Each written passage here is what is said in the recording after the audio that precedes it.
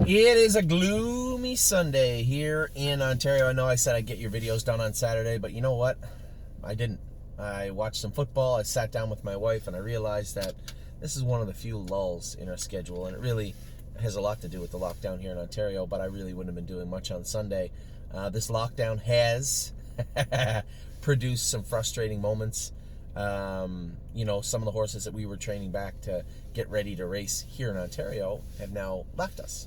Now, that poses a little bit of a problem because there's people in those barns that were employed, so we're left trying to move horses around to keep people in those shed rows. This year, we're going to keep all the babies up in the top barn. I guess it's not true. Mario has 4 there. We swapped out a couple this week. We're going to continue to swap them out if need be. I think Renegade Gypsy and Rosie's Masterpiece look fantastic.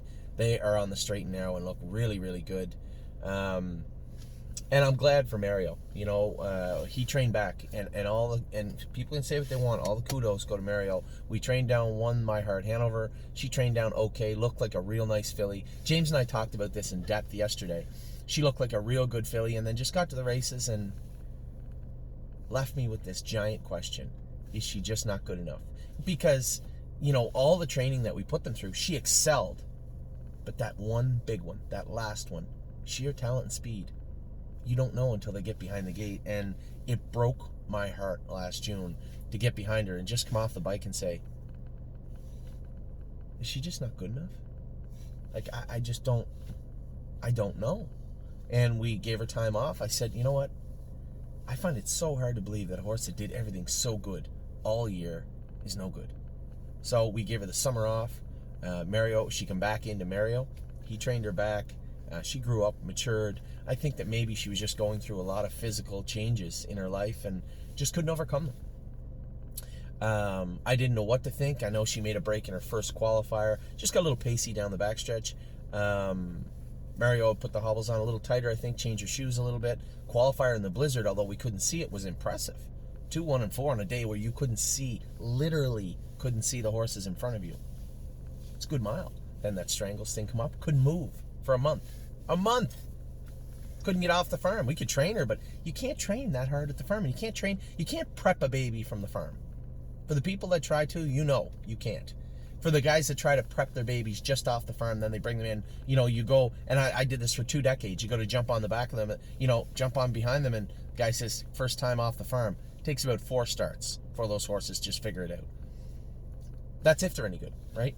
So, for her not to be able to leave the farm for a month, not have any fast miles into her, then go over to the meadows. Now I'm thinking to myself, please God, just let her be good. Don't let her be bad. And I got away 6th. I could tell at the quarter she felt good, but she always trained good, right? This is the first test she's going to have where I'm going to put her in contention to win a race. Show me something. For Philly, it was off 4 weeks and 2 days or 3 days. And no fast miles. Fastest she could have went is 2:12 at the farm. Charging on the end of it, picked off, finished 2nd. Race great, then come out the week after. Now, I know a couple of people critiqued her and said, geez, when you flipped her off cover, she should have sprung past them. This is a green filly with an ear hood on that has never done anything but train, really. When it came to going in behind the gate, her last 2 starts were the only starts. She was in contention. And that's why it's so hard. It's so important that we train the horses the way we do. Because her training did come back. She did understand what she's supposed to do. She'd have got beat, I'd be like, she should have won. But she got up. She got up to win. And that's important. That's a filly I could see power, strength, ability. Extrapolate that. She could be a real useful filly in 2021 for us. And I was so happy with the way Mario had brought her back to the races. Mario, Davey, Ron, Chris, all those guys that are now in Shed Row 5. And this is the game we're in, whether you're a driver or a trainer, is that if you just don't produce, people start to, look out of their corner of their eye at you. And, I vouch for all our trainers and how hard they work and how they want to. They all train differently. So there's always that different learning curve where, one guy will look at the other guy training and just kind of shake his head maybe, but I have to give everybody the leeway to do their job. Have to. Now, if I have to step in, I step in, and that's not because I don't agree with them, but because we simply have to make a change. You saw that with a couple of horses last year. It's not a big deal. Not a big deal at all. I've done it with Tim, with Jason, with everybody. But at the same time, that I have to make those tough decisions and know that the second I leave the barn, there may be some cursing done. But, I hope everybody understands that, these are the things that have to be done to ensure the barn runs smoothly. I'm not always going to be right. I've been wrong lots of times. I'll be wrong lots of times in the future. But I'll continue to do what's best for the stable, our clients, and our horses. So, Won My Heart Hanover, as I said, super, super impressed with the way she's going. The two that Mario had down there. We swapped out Amor Diener, joined Mario's barn for about a month. We swapped out Duke Dio. We were going to swap out Mischievous Rose, but she was coughing a little bit at the turnout farm still, so we left her there another week. We're going to swap her out for Stonebridge Acadi. He trained good the other day and looked really good also.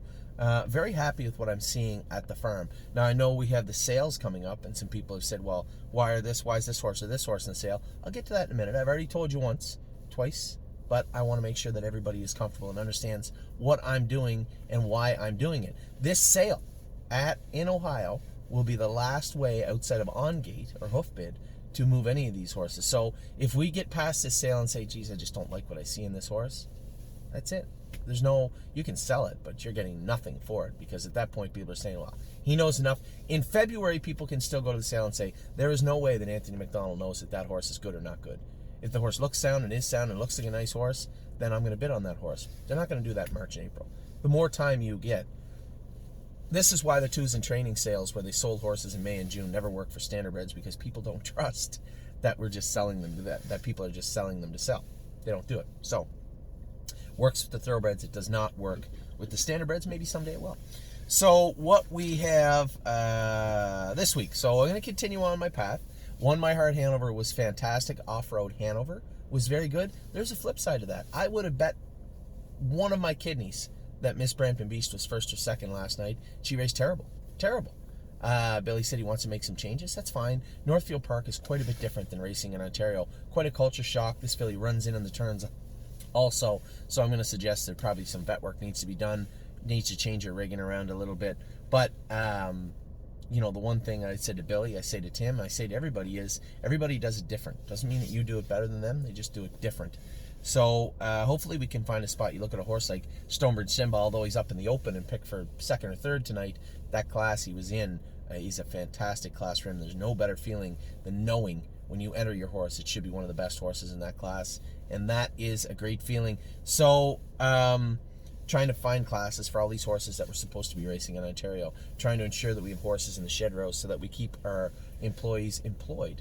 And trying to make sure that we keep a forward march on our youngsters. And I can honestly say, and I every year I have to stop myself, because it's easy to say, oh, this year's better than the last, because it's fresh in your mind. So I want to go back and look. And when I go back and look at last year, the year before that, I look at a lot of horses I had to go with that I was trying to straighten out. A number of horses we put in the Ohio sale last year. Some went, some didn't. One very important horse was entered in the Ohio sale last year. So for those of you out there that own a piece of Loving Beauty Procrastinator or $1 Million Swan, rest assured there was another horse, our best horse, that did the most for the stable in 2020, was entered in the Ohio sale last year. Now, she did not go, but she was entered in it, and I'm talking about My Jazz. So, horses can change. This month, I take it very seriously, and I expect the horses to take it very seriously also, because at that 4-week marker, if I look at those 3 2-year-olds, or let's roll on the 3-year-old and say, okay, maybe I just don't see enough, then they will have to go. And we have sold horses, but we have kept horses also that are in that sale. So, staying with the races this week, Won My Heart Hanover was fantastic. Off-road Hanover was very good. White Tiger was poor, scope full of mucus, as you can imagine. So we took this time, since he's going to need a week or so to get over that anyway, just kicked him out in the farm for 3 to 4 weeks. Let him freshen up. We would use this time to freshen this horse up. It just didn't work out the way we wanted to, but White Tiger's a nice horse, and he'll come back. I know he only had 1 win in 2020, but I would say that was anomalous. If you look at the amount of wins he left on the table, probably should have won 6 or 7 races, and hopefully we can turn those seconds and thirds into wins this year. But for now, we're going to give him a little rest. He's been going for well over a year, so it's time for a little rest for him. Who else did we race? Beach Boutique and Bottle of Red are headed to the sale. Bottle of Red was scratch sick, and as I said, a gentleman, I was looking at the board in front of the driver's board, getting ready to go out in the track with One My Heart Hanover, and the guy come up and he said, "What's the scoop with Bottle of Red?" I said, "We just scratch or taste you, temperature of 101.3. You know what happens if we race her out of the 9-hole?" I said, you can ruin a bad horse and really hinder a good horse by racing them when they're if nobody would intentionally race a sick horse, but realizing after that they had that temperature or something, it can be detrimental. So he said, "Yeah, I figured she's probably worth 20 or 1,000 or so. We were going to go to the sale and bid on her." That's pretty much what we thought we'd get for her. So the 4 horses we have going in sale, a little quick segue. Rooney Blue Chip, I figure will sell pretty good off his current form. 2 wins and a second in his last 3 and looked fantastic his last start. Beach Boutique, here's a very well-bred Some Beach Somewhere filly with a mark of 54, shows racing in multiple size tracks. She's still got some racing in her if they want to race her some more, if they want to breed her, wouldn't blame them. She's going to bring pretty good money. Bottle of Red, I think, will bring pretty much what we thought she would bring. And then the 4th horse is I'm Hill on Wheels. A number of people asked me about I'm Hill on Wheels also. This horse got raced last year, Compass Rose DC's brother, by Muscle Hill. Raced last year, just a minor injury towards the end of the year on that left hind leg. We crowd him up, gave him all the time. He's back jogging now, but he's not really going to be a stake horse in New Jersey for us. So, I mean, that path is pretty short, pretty thin, pretty narrow, pretty short. So it was a pretty easy choice to put him in there. He would have went in Ohio, but he is a New Jersey bred. Why not sell him in New Jersey? Makes sense. So that's the New Jersey sale. The Ohio sale, as I went over the 2-year-olds, we have 3 2-year-olds entered in it right now. We have Procrastinator. Need to see him healthy, strong, and doing his work over the next month. $1 Million Swan, he is healthy and need to see him figure out and progress forward in doing his work over the next month. Loving Beauty, just need to see her do more work over the next month. And then Let's Roll On, same type of thing. We've been working him hard. I need to see some speed in him. He'll probably be ready to qualify by the time the sale comes, so I want to see him prove to me that he's going to be a stable horse in 2021. Those are the 4 horses in Ohio, and then I told you the 4 for New Jersey. Rooney Blue Chip, Bottle of Red, Beach Boutique, I'm Hill on Wheels. So we talked about the racing quickly. We have a number of horses coming up also. Yes is racing tonight, Stonebridge Simba tonight. We turned out West 52nd rather than send him to the sale. He was sick. He raced sick his last start, and looking at his last 2 lines, we send him to the sale, we're going to get butchered. So why don't we just turn him out and try and go a different route? We had to call an audible. I mean, when you send a horse to the sale coming off 2 poor lines like he did, not a real buzz. Not a real buzz about a horse like that. So we're going to end up stuck with him. So rather than be stuck with him and pay fees to have him in the sale, the horse was sick. Do right by the horse, turn him out, and cut him loose for a little while. So we had another interesting thing coming up, and that is breeding.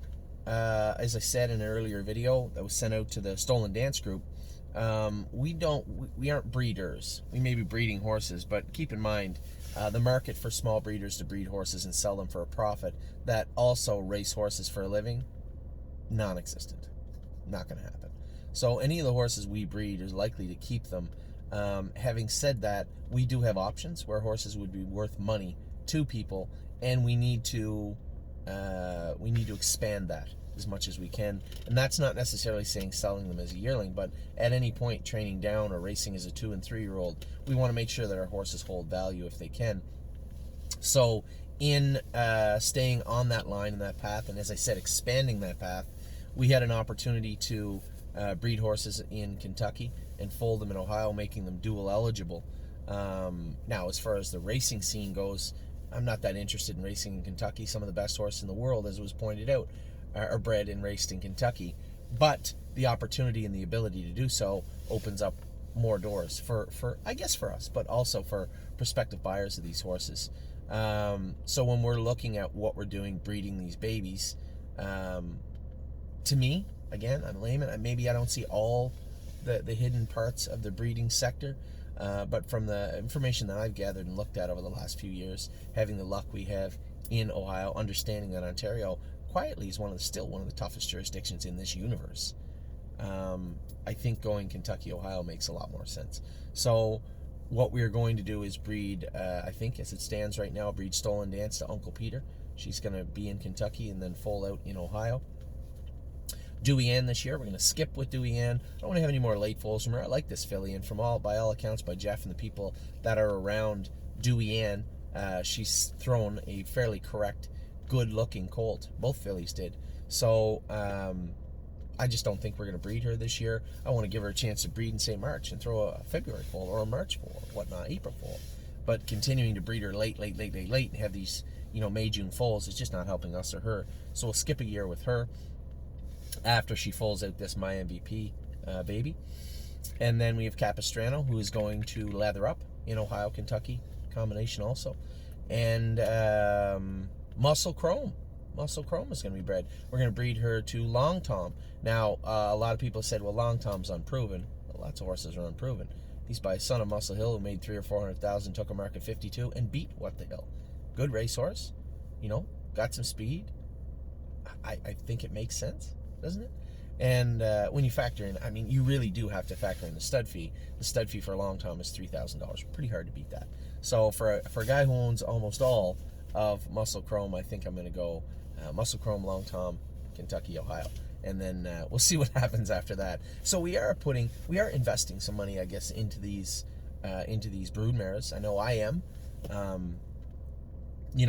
What does that investment look like? What am I looking to get out? As I said, we're looking for horses that we can race. If we breed to Long Tom, foal the horses out, when all those bills are tallied up and put aside, that's technically what the cost of the horse was. Now, if I think I can buy a similar horse for less than that, then it's a wasted investment. But hopefully we can't. These are pretty well-bred mares. They're not world champion bred mares, but Muscle Chrome's got lots of money and speed in her family. These are families that I would gravitate towards at the sales. And I guess that's the easiest way to look at it. These are our horses, and I would gravitate towards them at the sales, so why wouldn't we just breed them ourselves? If it's cost-effective. Muscle Chrome, Stolen Dance, Muscle Hill mare. Muscle Chrome's a Muscle Mass mare. Dewey Ann is a Dewey, Cheatham, and Howe with a very, very strong family. Capistrano, Mr. Feelgood, and Remember When, one of the best broodmares of all time, I believe. It's in the immediate family. So we have 4 good broodmares there. Let's take advantage of it and see what happens. We might lose, we might not, I don't know. This is all a gamble. I think you've all figured that out by now, that this is all a gamble. And more times than not, it's best guess. So that's my best guess, is the way we're going to go with those horses. We didn't get any of the horses that we were bidding on in the auction, but we were able to secure horses outside the auction. So from where I stand, Capistrano lather up. My Stolen Dance is going to go to Uncle Peter. Muscle Chrome to Long Tom, and then our girl Dewey, Dewey Bear, she's going to miss a year, and we'll breed her in March of next year. So we talked about the racing. A little thin this week, but lots coming up over the next 48, 72, 96 hours. I think you're going to see Frilly Fringes head stateside very soon. Fox Valley Britska head stateside very soon. A couple of others, but I am a little leery to send them. I'm hoping that what we're about to do with this letter writing campaign, email writing campaign, and I hope you'll join me in that, will play a big, big role. I meant to start this video with the email writing campaign. We have a video at the start for you. I truly hope that you understand the numbers we have. You, every one of you watching this video, and all your friends. I don't care if you ask your neighbor. At the end of the day, I would like to write emails to the email addresses, which would be the MPPs and the people with files, just to explain them in a completely professional and respectful way. Explain to them what this does to us, having this shutdown, this lockdown. And there's going to be a lot of people out there say, Anthony, I truly believe we need to have a lockdown. Okay, I get it. But the government did open that door with the NHL, right? That door is already open. So if you're going to allow sports and you're going to call them safe, then why not allow the safest sport so far? Proven safest sport. You've had positives all over the NFL, games canceled. All over the NBA, games canceled.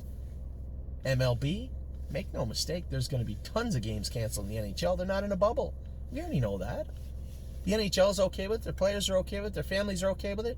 I'm okay with it. But you opened that door. We didn't. And I think it's very, very important that we allow them to understand how safe horse racing has been. Ontario is in no different position now than Pennsylvania, Ohio, Indiana, New York already were, and maybe again. But they've never stopped racing since they started back up last summer. So this isn't a demand. This isn't you better. This is, hey, just take a deep breath. The numbers will start to come down. Take a deep breath and look at our industry. Look at what we've done. So I think when you look at the safety protocols put in place and how perfectly they worked for horse racing across the table, I think it's only fair to understand that agriculture is hurting for no particular reason right now. Horse racing could go on, should go on, and if it did, we would have a lot of people in a much better place right now financially. And this isn't to say it's a calculated risk. There is no risk at this point. And I don't mean to downplay how serious COVID-19 is. But when you look at the people, there were positive tests in the paddock in Ontario, at Mohawk, Ohio, Pennsylvania. There were positive tests in those paddocks. But from those positives, no other positives were accumulated. That's where I'm saying the safety protocols work. They're proven. I don't need to draw it on a chalkboard for a scientist, for the government, and say, this is what we believe happened. We already showed you. We had no residual positives from the positives that were presented. Therefore, we do have one of the safest sports on earth. Can you just take a deep breath and have a look at horse racing, please? So, I would invite you, please, to join me in writing the members of Parliament, the MPPs. We are going to give you the lists of people to write. And simply, as I said, we'll give you some talking points, but just share what Ontario racing means to you. It affects us in a very negative way, not being able to race. Many of the horses that left may not come back now. That affects everybody.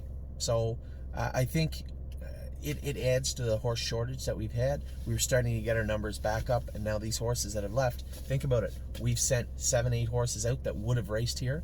What happens if every stable did that? That's cards of racing gone. So I think we need to make a compelling argument to the government, and hopefully common sense will prevail. So we talked about the racing, we talked about the breeding, we talked about the sales, what horses are going, what horses are staying. We talked about the email writing campaign that we are going to partake in with the rest of racing. And also, we had a lot of good horses train again this week, a lot of good training trips again this week. I really didn't think I'd get up late. I'll be honest, Addie Bear slept in a little bit. I sat there, we woke up, we watched Spirit, the horse, on TV for half an hour, got the kids ready, and then Amy texted me and said, "Are you coming? The track's good." I really didn't think the track could be good. It was sloppy and deep and gross. On Friday, I was more concerned they wouldn't be able to jog everybody on Saturday, and for the track to be in the condition it was, they did a great job doing that. I did get there. I went with Resolute Bay, who trained well. 3-point Blue Chip was fine. Unbeatable Kemp looked incredible. Amy went with him. Slim Jimmy beat up on everybody with Colt. Colt got the accelerator stuck a little bit, but the fact that Jimmy put it on them was impressive. I liked the way he did his work. Amy went with the pacing filly, Miss Mildred. She looked great. A number of horses looked good. I'm not going to do a top 10 list today because it was more of an unofficial. I didn't see the first 2 sets go, and the last set it was starting to get really muddy again as the track loosened up. But it wasn't a day where we would put together a top 10 list, but it certainly was an interesting training day nonetheless. I was very happy with everything that I witnessed. So heading into next week, I won't be going to Pennsylvania next week. I won't be going to Pennsylvania for a while. Now that White Tiger's turned out for a few weeks, I think it makes more sense. One, my Heart Hanover's just turned into a little race car to drive. I think anybody could drive her next week. There's really no need for me to be there. Now, when Philly Fringes goes over there to race, potentially Fox Valley Britska, then I might trek over there, but that's not for 3 weeks. They're going to go over there, train for a week, train hard, and if Tim says Fox Valley Britska and Philly Fringes are ready to go, then they're ready to go.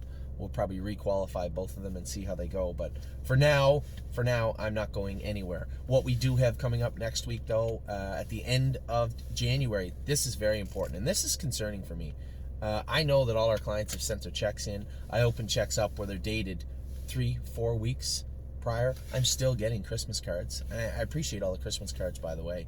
I know I didn't get a chance when I get one. If I open it up, I should stop what I'm doing and write a thank you note, and I didn't. And for that, if you're one of those people out there that took the time to send me a Christmas card, thank you so very much. I appreciate it. And if I haven't got back to you, I am very sorry, but thank you very much for the gesture and the Christmas card.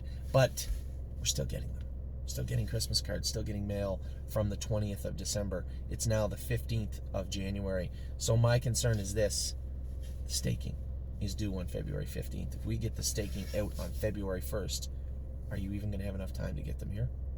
So do me a favor. I'm going to try and get Wendy to send it the staking a little bit early. I don't even know how we're going to be able to do that the way the system works, but it is important that we get it done early. If I don't get the checks here, then that's a problem. I'm not a wealthy man, and I certainly can't carry $30,000 or $40,000 in staking fees for February, March, and April. So keep that in mind. I don't have any control over the Postal Service, and I do apologize for any interruptions. But at the same time, I am doing the best I can. So we are going to get the staking done for our horses. Now, I knew this was going to happen. I had a number of people ask about the Mohawk Millions. Obviously, we bought 3-point blue chip for an exorbitant amount of money for what we usually pay. Does this mean we're going to pay him into the Mohawk Millions? We could, I suppose. We have a number of major owners in there that own big chunks of this horse. So I'm going to reach out to everybody. I think I would like to see everybody in agreement that yes or no. I think there's a real possibility we could, but that'll be up to you out there, the people that own 3-point blue chip. Again, we have I think they're going to have the one for the 2-year-olds in Ohio again. We don't have any Ohio pacing fillies. I didn't know that. We got a few Ohio pacing colts, but we do have some very talented looking trotting colts and fillies. So again, we may gravitate in that direction also. So that will probably happen. So February, March could be a little expensive for us, especially if we get down the road of the Mohawk Millions. But it could be an expensive, definitely expensive month of staking. And with the Postal Service is what it is, I really don't know what to tell you. If you could get those out, at least the staking checks out very, very quickly, it would be a big help. So that's where we're at right now. It's been a unique year, to say the least. But 2020 was, I think, a success for the stable.ca. Again, we do, I believe, if you look at what we have training down, how they're training down, how they look, we have a great crop of horses. And I'm really hoping and expecting 2021 to be a great year for us. A great year for me at this point would be able to take my family to on the road with me to Pennsylvania and Ohio, and I really, really hope that happens. I know that Jason is looking at finishing the 3-year-olds off at Northfield Park. He's now talking about, can we go back to Northfield like mid-March to finish off the 3-year-olds, my Jazz and them, because if Mohawk doesn't have if Mohawk has a very shuttered and strict training schedule, which they may have, it's going to make it very difficult to finish these horses off. So would it be possible? It may make a ton of sense to send these horses over mid-March. The horses that are aimed for the Hackett would be those 5 fillies. Let me see if I can get them. My Jazz, Mama Knows Best, Rose Run Why Not, Miss Meringue, and why do I always miss one? Oh, I'm a Lovely Lady. What the hell's wrong with me? Those 5 fillies, I would say GW Chrome, the way he's looking, coming back is a possibility. So we may have 6. Now, I said to Jason, you sure you want to go to Northfield? It's almost 3 hours. It is 3 hours to Miami Valley. And if you want to ship, fine, but 6 horses. I'll leave that up to him. I asked him to try and work out the logistics. I'm probably going to try and rent a house for Jason and Kirby and if the family comes over. Now, Ollie has baseball this year for the first time ever. It's pretty cool. I have a kid that's playing on a rep league, so he's one of the 12 kids that represent Guelph. 125,000 people here. So Ollie's in a rep league. My parents may come up. I haven't seen them in a year. We all have these stories, right? You guys are all in the same boat. Haven't seen them in a year. And I think it'll work out nicely if my dad can come up for a little bit with my mom and hang out with Ollie, take him to the baseball games if we're out of town, or if we can come back in town and watch him play, or if he has a gap in his schedule. But having that flexibility to get across the border is so, so important. We all know, I think here in Canada, we've been told by September we'll have every Canadian that wants vaccinated will be vaccinated. Okay, that's the end of the stake season. I don't really think Justin Trudeau cares about the stake season in Ohio, but it would be nice to get my family out and get over to Ohio and Pennsylvania. So that is my number one wish. If anybody's out there, any genies are out there, the ability to cross the border as we always did before. the ability to bring my family on the road. And obviously, number 3, very important to me too, is the ability to hang out with you, with my clients, and raise a beer if we win a race, or sulk if we lose, but do it together. So that is those are my 3 wishes for 2021. I assume yours seem probably run along the same lines. So for me, my family, for everybody at the stable, it's been a great start so far. A little different again, start to the year. Tough start for some horses in Ohio and Pennsylvania, but they'll get it. And a great start for some other ones. So we have our babies training down, staking coming up, mares being bred. It's never a dull moment here at thestable.ca. I hope you guys are having a great week and a great start to 2021. Take care.